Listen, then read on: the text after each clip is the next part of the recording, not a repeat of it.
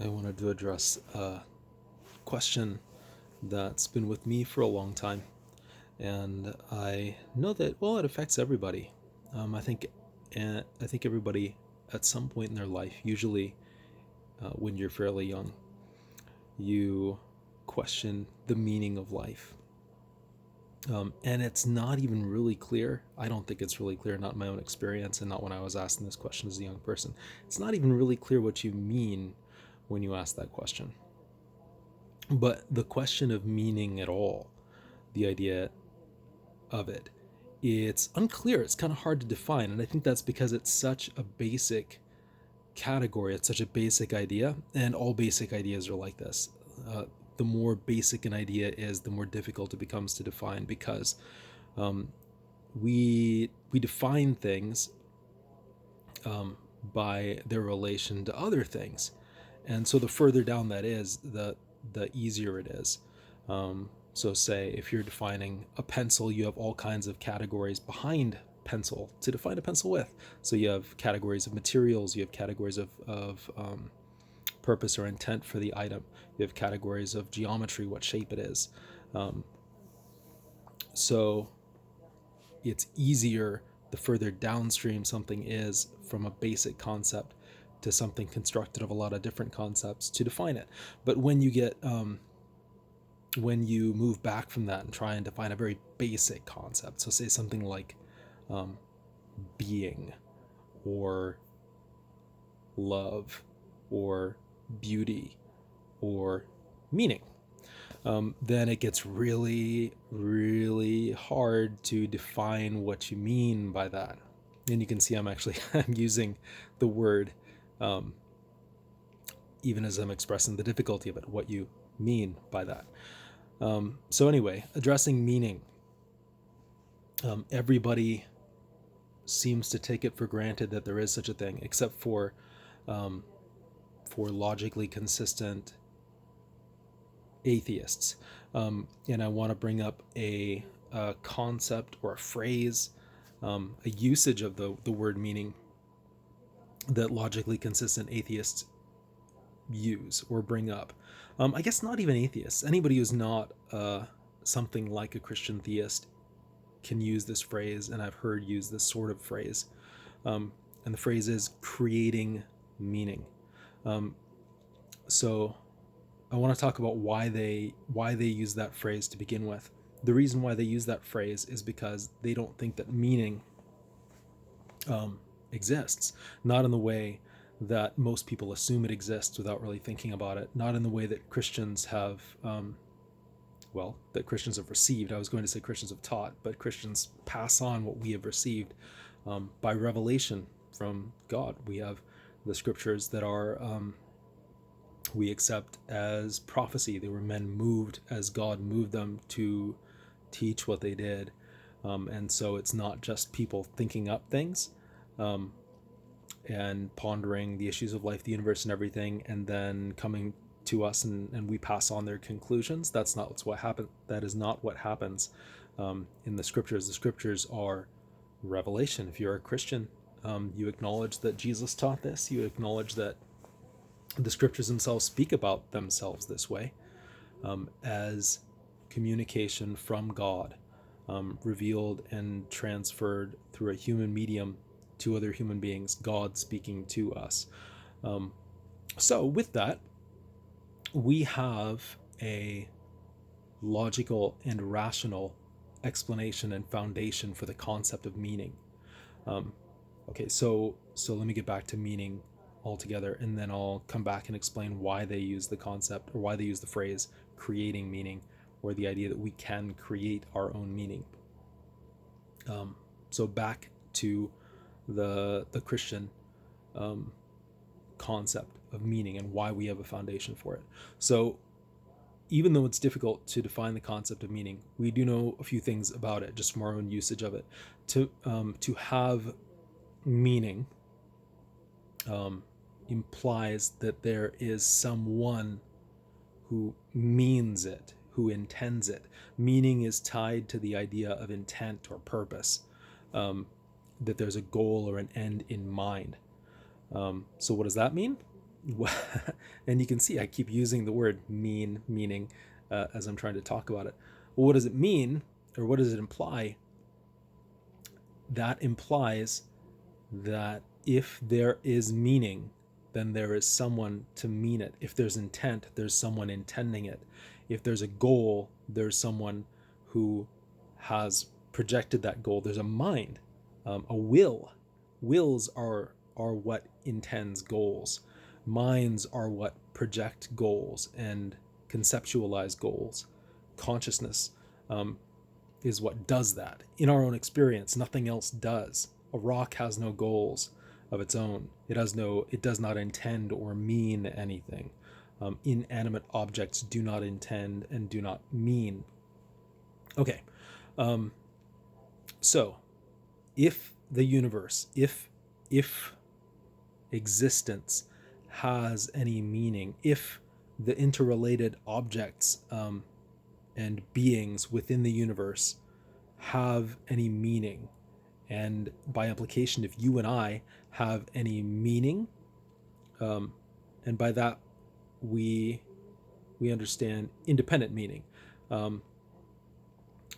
then we have to be meant. We have to be intended. There has to be some goal or purpose for which we were brought to be. So okay, Christian theism has that covered because of the revelation that the universe is created. Everything in the universe is created, and by everything in the universe, I don't just mean the objects within the universe, but their relations to one another, the concepts and categories that that define them, and the structure that we exist in. All these things are created. So, what evidence do we have of that?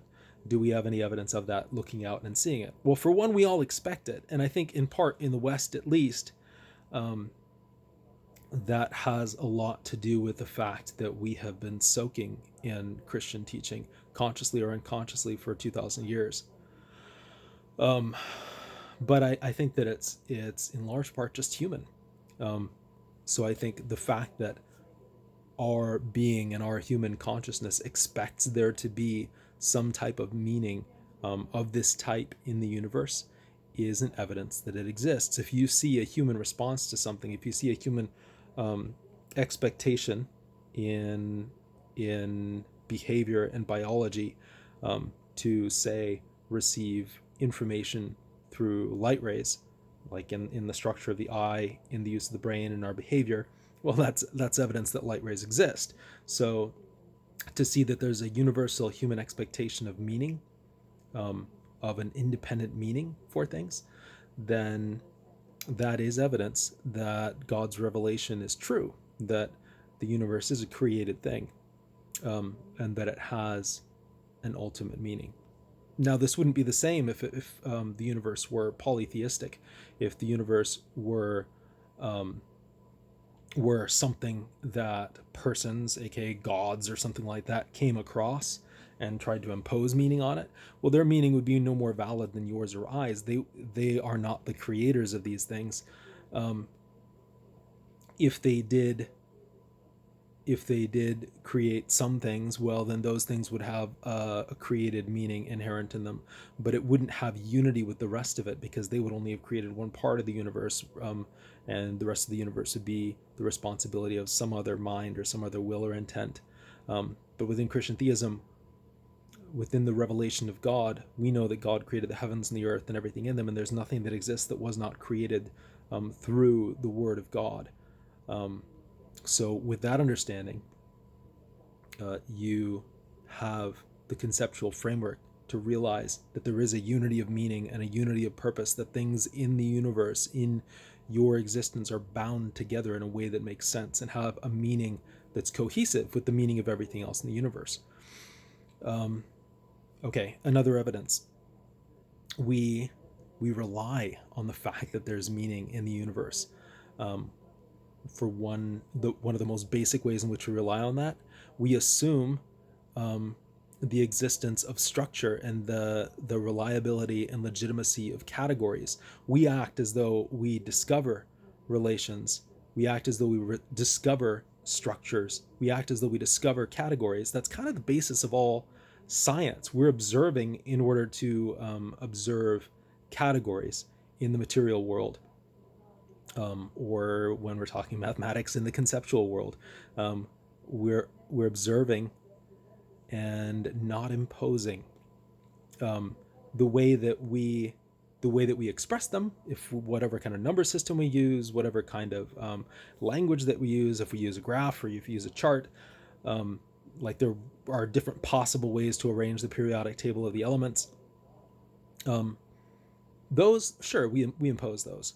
Those are our own creations. But the fact that we are observing and not creating, but discovering structure and purpose in the universe implies by necessity that these things exist, and we didn't make them. As far as we know, we're the only real rational beings that exist in the universe. But when we see that the whole universe is it's replete with meaning and a not an anti-physical, but a non-physical meaning. We didn't impose it. We are not just imposing these categories. We're not creating categories or relationships between things or creating structures. When we do mathematics, or when we take measurements, or when we recognize relations between things, that's not what we're doing. Anybody who takes science seriously, or not even technical science, or like science as a discipline, but even just rational thought. If you're using rational thought, if you're thinking A is not non-A, if you're thinking that two mutually contradictory things can't be true in the same sense at the same time, as we all do, we all function on these principles, on the principles of logic. These are immaterial categories of meaning, implying intent, that the universe is structured in such a way that it's unavoidable to see. It's the product of a mind and a will and an intent. Okay, so that's the evidence that the universe does have meaning, that corroborates the revealed truth and teaching that the universe was created by the God who revealed the scriptures. And it's an evidence that none of us can escape, and it doesn't require a college degree to understand. I think even if you can't articulate it, everybody understands this. Implicitly, on some level, everybody understands this.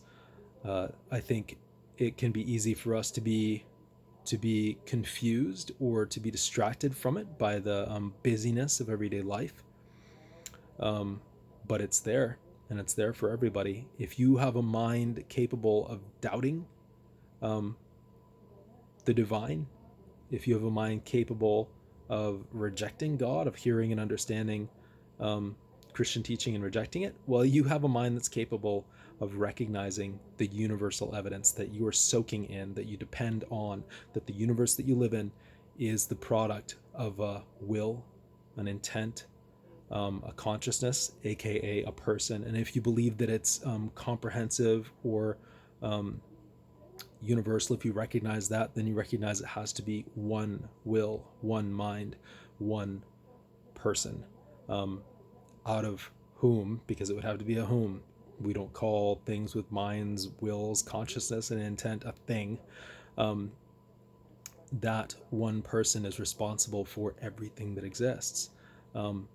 So if you see evidence for intent, that doesn't mean that you will necessarily understand every intent or every purpose for everything in it. It just means that you know that it's there. So that's why revelation is necessary, because there's some things within the world that, while we might have some kind of natural revelation, say within human behavior that murder is wrong or adultery is wrong, or like sexuality is binary, something like that, you see that there's lots of evidence within our biology and within just the way that society can work versus how it really can't work, and what's more difficult to maintain, which is easier to maintain. Well, you see that there's evidence for these things being intended, but that's where the revelation comes in too, because without, say, a doctrine of the fall, what do you do with all the counterexamples, where it is more difficult to do things the way that God says that it ought to be done? Um, so anyway, that to the side now. Now I'm going to talk about the idea of creating your own meaning. So if you don't like that, if you don't like the idea of a God who's going to dictate to you what your purpose is in life and the boundaries of your being and your choices, and that you were created for something and not for whatever else that you may want to do, then you're going to reject it. Or if you're raised in a society that was created